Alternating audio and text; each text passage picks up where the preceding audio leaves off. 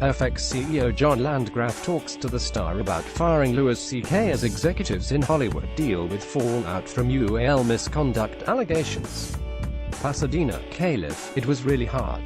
It was a loss for me personally and professionally. John Landgraf, the powerful CEO of FX Networks, is talking about the decisions that made him fire popular comedian Louis C.K. No other personality is as closely linked to FX, especially since C.K. is involved in no fewer than 5 shows at the channel, which has a Canadian division in partnership with Rogers Media. It was an 8-year relationship.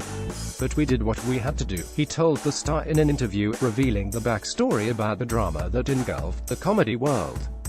Landgraf said in November, he got the word the day before that a New York Times story would be published the next day about the comics UAL impropriety toward women, including masturbating while talking to them.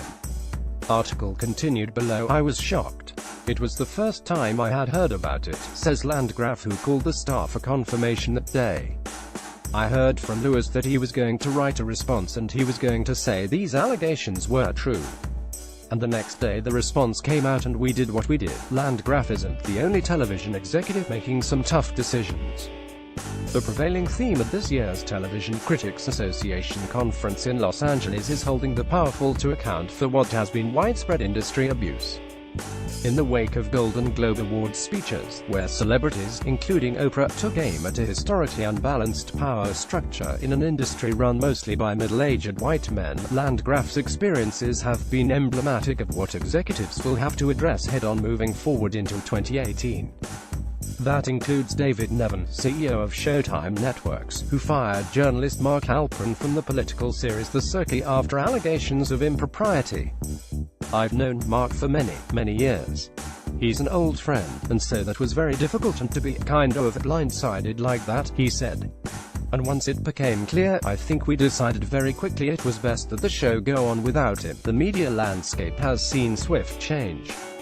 Fox News has already fired stars including Bill O'Reilly, and the head of Amazon Studios Roy Price resigned after allegations as the industry remains in an uproar over the Landgraf is widely considered the smartest television executive in the business, building a tiny brand into a powerhouse of independent, auteur-driven television that for the last several years that has been a perennial winner at the top of critics' lists such as the recent feud, Betty and Joan with Susan Sarandon and Jessica Lange, The People v.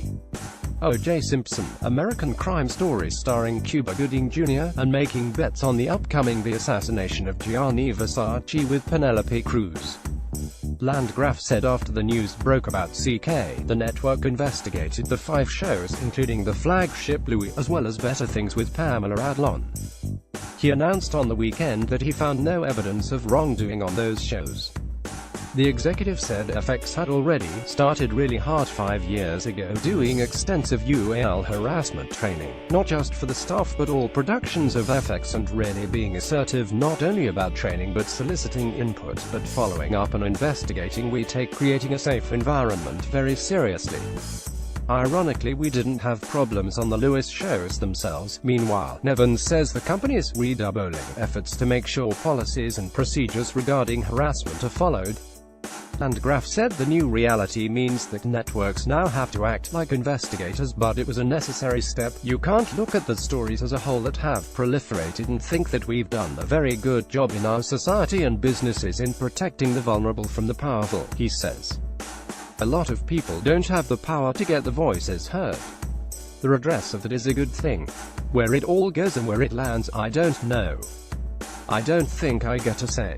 All we're trying as an organization is that we have a responsibility that people who work for us have a safe work environment. Landgraf's role may change over the next year or so as Walt Disney Company has made a $52.4 billion takeover offer for the Rupert Murdoch-owned 21st Century Fox Entertainment unit, the parent company of FX, pending regulatory approval.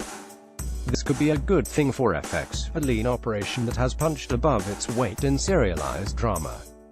Given that Amazon, HBO and Netflix have spent billions on that sector, Disney will likely see FX as something of a prize. Landgraf is also the executive that coined the term peak TV, and revealed this week that there were 487 scripted dramas for 2017, up 7% from 2016 in what is becoming an ever more crowded field of outsized top-notch shows that are vying for eyeballs. I'm optimistic. I admire the stewardship Disney has shown to the entities it's bought, including Marvel and Lucasfilm and Pixar, says Landgraf. And there is no creative entity I admire more on earth than Pixar. What we do is develop unique talent.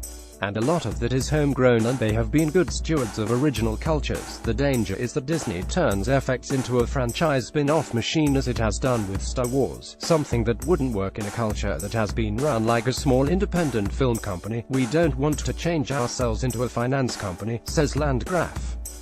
My hope and belief is that we've proven ourselves over time. We are more grassroots, and I don't see that change.